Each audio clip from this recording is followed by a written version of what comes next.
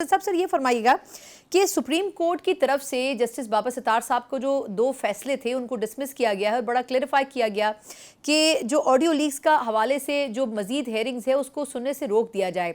Sir ये फरमाइएगा कि ये कितना कॉम्प्लिकेटेड केस था और आखिर आपके ख्याल में किन बेसिस किन पॉइंट्स के ऊपर सुप्रीम कोर्ट ने इतना अहम डिसीजन दिया है कि उन्होंने एक जस्टिस को रोका है इस काम से।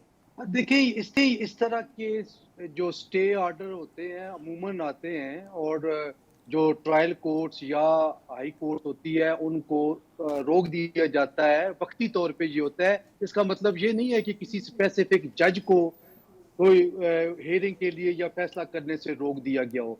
अलबत्ता जिन पॉइंट्स पे सुप्रीम कोर्ट ऑफ पाकिस्तान के पास अपील या कोई सीपीएलए आती है तो उस पॉइंट को मद्देनजर रखते हुए वक्ती तौर पर एक स्टेटस को आ जाता है। बड़ी इंपॉर्टेंट बात की इस हेयरिंग के दौरान जस्टिस अमीनुद्दीन खान साहब ने कि क्या ये तय किया गया है कि किसने ऑडियो लीक्स की हैं। तो एडिशनल अटॉर्नी जनरल साहब का ये जवाब था कि कोई भी तय नहीं किया गया और ना ही किसी पे ये फिक्स की गई है लाइबिलिटी कि फलां एजेंसी या फलां इदारे ने टैपिंग की है। तो फिर ये उनकी तरफ से दूसरा क्वेश्चन था कि जब ये तय ही नहीं हुआ कि कौन जिम्मेदार है, किसने टैपिंग की है, किस इंडिविजुअल ने की है या किसी एजेंसी ने की है, तो फिर तमाम एजेंसीज को टैप करने से क्यों रोका जा रहा है।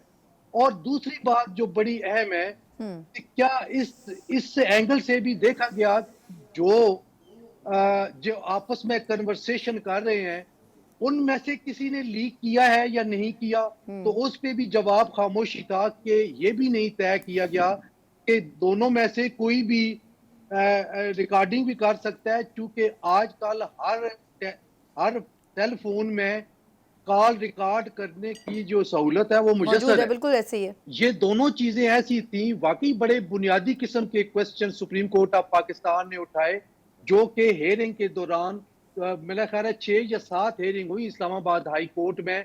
और इत्तफाक से 2-3 पेशियों पे मैं भी वहां पाकिस्तान बार काउंसिल की नुमाइंदगी करने के लिए वहां गया हुआ था, क्योंकि फाजल जज साहब ने हमें भी नोटिस दिया था कि आप भी आके इस मामले पे असिस्ट करें।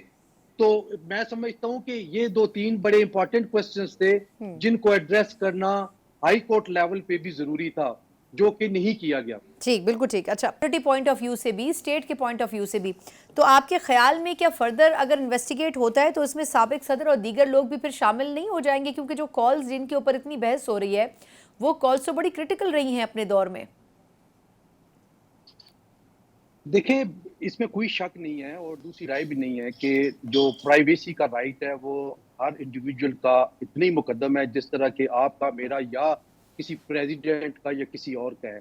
लेकिन इसके साथ साथ जो दूसरा एंगल है जिसको देखना चाहिए वो है कि दहशत गर्दों की सर्विलेंस किस तरह होगी। अभी 3 महीने पहले हमने एक दहशत गर्दों के नेटवर्क की भी ऑडियो लीक सुनी, तो उसमें ये वो बता रहे थे कि हमने किस तरीके से पाकिस्तान पे या पाकिस्तान की फौजी तनसीबात पे हमला आवर होना है। तो इस ऑर्डर से जो कि फाजल जज साहब ने, सिंगल जज साहब ने स्टे दिया, उस पे उसको भी रोक दिया और एजेंसीज बेबस होके बैठ गई कि वो अब सर्विलेंस भी नहीं कर सकती। और कल अगर ये बात आ जाती है तो पहले ही उन पे फाइन कर दिया गया, कॉस्ट डाल दी गई, 5-5 लाख रुपया चली गई, कोई आगे बढ़ के काम करने के लिए तैयार नहीं था।